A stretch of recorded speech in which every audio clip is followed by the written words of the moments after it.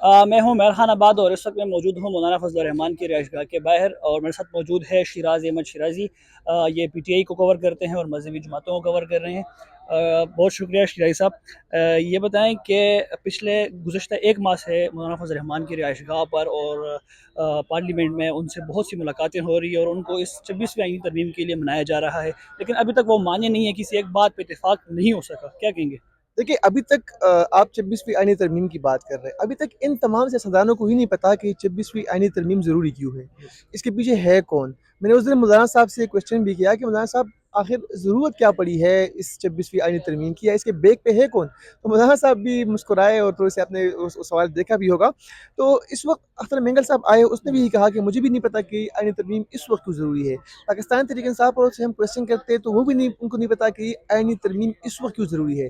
73वीं आइन में कौन सी ऐसी खला है जो अभी तक पूर्ण नहीं हो सकी और अभी तक इनको तरमीम की ज़रूरत है। और फिर इतनी यानी यकीन कीजिए कि मैं कल रात को 4 बजे यहाँ से गया हूँ, सुबह फिर 8 बजे यहाँ पर हम पहुँचे। मुलाकातें हो रही है, बिलावल भुट्टो सरदारी हैदराबाद से सीधा मौलाना फजल रहमान की रिहाइशगाह पर पहुँचे।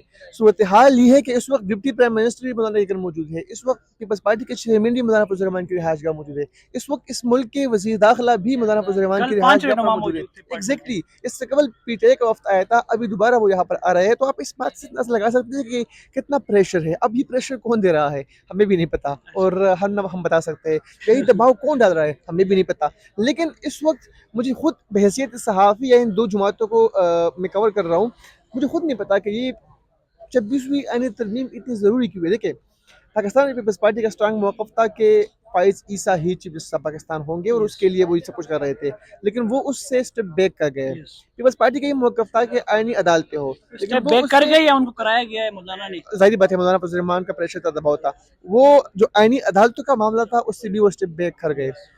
उसके बाद तो अब कुछ बचा नहीं।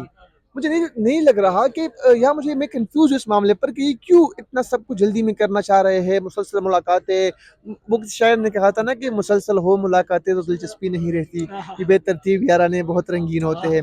तो ये बेतरतीब याराने हैं और कोई कभी कोई आ रहा है, कभी कोई आ रहा है। लेकिन इन तमाम सूरत हाल में मौलाना फजल रहमान को मानना पड़ेगा। मैं पिछले 8 साल से मौलाना साहब को कवर कर रहा हूँ और मौलाना साहब इतने ज़िद्दी नहीं है। इस बार वो इंतहाई ज़िद का जो है ना, वो हम पश्तूनों में एक ज़िद्दीपन होता है, उसका मुज़ाहरा कर रहे हैं। उसकी बुनियादी वजह ये है कि जो पीडीएम की हुकूमत ने मौलाना फजल रहमान से वादे किए गए थे वो पूरा नहीं हुए। फिर इलेक्शन से कबल मौलाना फजल रहमान से जो वादे किए गए थे, बताया गया था कि खैबर पख्तूनख्वा में आपकी हुकूमत होगी, बलूचिस्तान में आपकी हुकूमत होगी।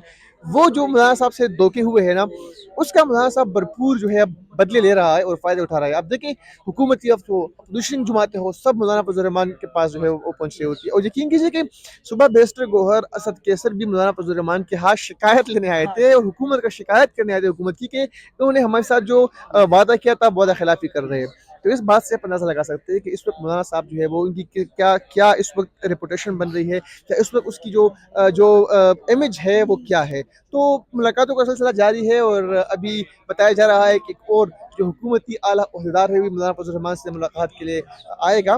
लेकिन इन तमाम सूरत हाल में ये बात ज़रूर है कि अगर आईनी तरमीम होती है तो इस आईनी तरमीम में जो बंगला नंबर 7 है मौलाना फजल रहमान ये का, इसका तारीखी। इंतहाई तारीखी हिस्सा होगा। अच्छा, ये थोड़ी सी वजाहत कर दें। आपने मौलाना साहब के एक ज़िद्दीपन का मुज़ाहरा किया और फिर उसको पश्तूनों के साथ भी जोड़ दिया। आपको नहीं लगता कि मौलाना साहब जहाँ एक ज़िद पे अड़े हुए हैं बकौल आपके, कि उन्होंने उनके साथ बहुत सारे धोखे हुए हैं, हुकूमत की जानिब से जो वादे किए गए वो उनका पास नहीं रखा गया। आपको नहीं लग रहा कि मौलाना साहब पख्तून वली कर रहे हैं पीटीआई के साथ, जो उन्होंने ज़बान दी थी बहुत पहले कि मैं पोजीशन में हूँ और पोजीशन में ही रहूँगा, और दूसरा वो आइन और जमहूरियत के साथ खड़े हैं, क्योंकि बताया जा रहा था बहुत से, ये सुनने में आ रहा है कि ये जो फर्स्ट ड्राफ्ट था हुकूमत की तरफ से वो बहुत ख़तरनाक था। तो मौलाना साहब उन चीज़ों को दुरुस्त करके आवाम को बेसिकली फ़ायदा देना चाहते हैं। देखिए, आपके सवाल में ही आपका जो जवाब है वो पोशीदा है। आपने कहा कि मौलाना साहब ने पाकिस्तान के इंसाफ से वादा किया था कि मैं आपका साथ दूंगा। वादा क्यों किया था? आपको याद है, इस वादे से पहले आपको याद है कि मौलाना फजल रहमान के वर्कर्स पीटीआई को यहूदी एजेंट हाँ, कहते कहते थे। मौलाना साहब खुद, मैं इस चीज़ का खुद गवाह हूँ, कितने प्रेस कॉन्फ्रेंस में वो कह चुके हैं। फिर तस्लील पाकिस्तान करते तहरीक थे। इंसाफ वाले किस तरह मौलाना साहब की तस्लील करते थे, किन किन अलकाबात से उनको नवाजते थे। ये सब कुछ एक क्यों हुए हैं? ये सब कुछ उस ज़िद्दीपन का शाखसाना है। कहीं न कहीं उस ज़िद्दीपन जिसका मैंने ज़िक्र किया उससे ये मिल रहा है कि मौलाना फजल रहमान इतने रिसल्ट हुए कि पाकिस्तान तहरीक इंसाफ जैसी पार्टी के साथ भी मौलाना फजल रहमान ने हाथ मिलाया और हुकूमत को प्रेशराइज़ किया गया, क्योंकि ज़ाहिर बात है उनसे बहुत बड़ा धोखा जो है वो हुआ था। तो कहीं ना कहीं मौलाना साहब इस वक्त, मौलाना साहब की एक बात ये है कि वो जहाँ पर भी हो, जिस तरह भी हो, वो कम से कम कहीं ना कहीं आइन का साथ ज़रूर देते हैं, आइन को टूटने नहीं देते, आइनी अमल को जो है वो इख्तियार करते हैं। और ये भी जो पहला ड्राफ्ट आया था, जिसको मौलाना साहब कहते हैं कि काले लिफाफे में मुझे एक ड्राफ्ट दिया गया था, वो तो इंतहाई ख़तरनाक था। मौलाना साहब ने बारहा ये बात कही है कि जो पहला मुसव्विदा था उस पर डे फर्स्ट से उनको जो है वो तहफ़्फ़ुज़ात थे। मैंने सवाल किया कि उसमें ऐसा क्या था कि आप उस पर तहफ़्फ़ुज़ात का इज़हार कर रहे थे, तो मौलाना साहब ने मुझे पार्लियामेंट हाउस में इंटरव्यू के दौरान कहा कि उस मुसव्विदे के अलिफ से लेकर ये तक तमाम नुकात पर हमें तहफ़्फ़ुज़ात थे, है और रहेंगे। ये जो अभी जो नया मुसव्विदा आया है, ये पाकिस्तान पीपल्स पार्टी, पाकिस्तान तहरीक इंसाफ की जो तहफ़्फ़ुज़ात ख़त्म की गई थी वो, उसके अलावा जमीयत उलमा इस्लाम का ड्राफ्ट, फिर कुछ पॉइंट जो है वो एमक्यूएम और दीगर जो इत्तेहादी जमातें हैं उनके जो ड्राफ्ट सामने आए थे, उन तमाम ड्राफ्ट को देखकर उसके बाद ये एक मुसव्विदा बनाया है। और अब पाकिस्तान तहरीक इंसाफ, चूँकि ज़ाहिर बात है अपोजिशन की सबसे बड़ी जमात है, और उनका ये सबसे डे फर्स्ट से ये मानना था कि हम मुशावरत में भी शामिल होंगे, हम मुज़ाकरात में भी शामिल होंगे, हम फैसला भी करेंगे, लेकिन हतमी फैसला जो जेल में कैदी नंबर 804 है वो करेगा। इसीलिए उनका सबसे बड़ा मुतालबा था कि हमें उन तक रसाई हासिल हो ताकि हम उनसे मुलाकात कर सकें। तो आज जो ड्राफ्ट मौलाना फजल रहमान ने कल उनको दिया था, पाकिस्तान तहरीक इंसाफ के चेयरमैन के पास वो ड्राफ्ट लेके गए, उन्होंने ड्राफ्ट को देखा, जो तहफ़्फ़ुज़ात का इजहार किया, जो मशवरे दिए, सजेशन उनको दी। अब से कुछ ही देर बाद बैरिस्टर गौहर खैबर पख्तूनख्वा हाउस में प्रेस कॉन्फ्रेंस करेंगे और सब कुछ जो है उसके बाद वाज़ेह हो जाएगा। अच्छा, ये बताएं कि आप 8 साल से सहाफ़त कर रहे हैं और काफ़ी अरसे से आप जो है ना वो मज़हबी जमातों को कवर कर रहे हैं। मौलाना साहब को एज़ अ पॉलिटिकल पर्सनैलिटी कैसे देखते हैं कि वो बावजूद सेनेट में 5 सीटें हैं उनकी और नेशनल असम्बली में 8 सीटें हैं, इसके बावजूद वो इतनी अहमियत इख्तियार कर गए। और दूसरी बात ये है कि अगर हुकूमत किसी भी ऐसे तरीके से ये पास करा जाए और इन सब को बाईपास कर लें, तो आप क्या समझते हैं कि मौलाना साहब का क्या रद्द-ए-अमल हो सकता है? देखिए, मौलाना फजल रहमान साहब के पास इस वक्त 13 वोट्स है, 8 उनके मेंबरान कौमी असम्बली में है और 5 सेनेट में है। कौमी असम्बली से इस आइनी तरमीम को पास करने के लिए हुकूमत को 224 का हिस्सा चाहिए। इसमें हुकूमती इत्तेहाद के पास 215 वोट है। अगर मौलाना फजल रहमान के 8 वोट आते भी है तो ये 223 बन जाएंगे, एक फिर भी कहीं ना कहीं होगा। लेकिन ये 8 मेंबरान कौमी असम्बली में मौलाना फजल रहमान की काफ़ी अहमियत के हामिल है। सेनेट में जो 5 मेंबरान हैं वो भी उनकी भी एक अहमियत है।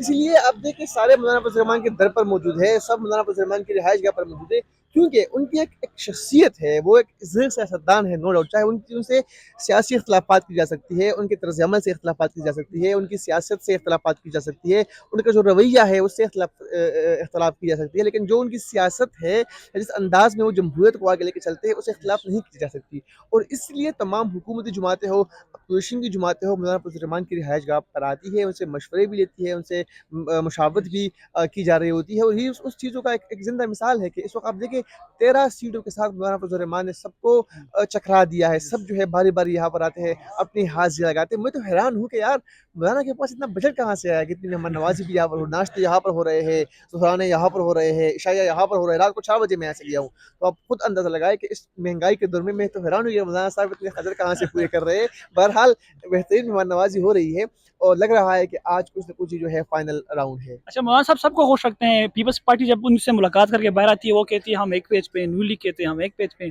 पीटीआई वाले कह रहे हैं कि हम मौलाना साहब हमारे साथ है। तो ये क्या जादू है कि मौलाना साहब के साथ सब हैं और वो सब के साथ है? इसी को सियासत कहते हैं, इसी को सियासत कहते हैं। आपने देखा होगा जब बल्कि इलेक्शन के वक्त भी आपने देखा होगा, जब गाँव में हुजरे में कोई बंदा वोट लेने आता है, कोई मेंबर अपना कैंपेन करने आता है, तो वो कहते हैं हम सारे आपके साथ हाँ हैं। हाँ, आपके साथ तो किसी को वो नाखुश नहीं नाराज नहीं करते, करते। किसी को नाराज नहीं करते, सब जो है ना खुश हो जाते हैं, हाँ फला बंदा मेरे साथ। लेकिन जब नतीजा जब निकलता है तो आशिक फेल होता है। तो आगे आगे देख होता है क्या। बहुत शुक्रिया, बहुत शुक्रिया। शिराज़ी अहमद शिराज़ी तफसीलात बता रहे थे। मज़ीद जो भी अपडेट्स होगी वो आपके साथ शेयर करेंगे।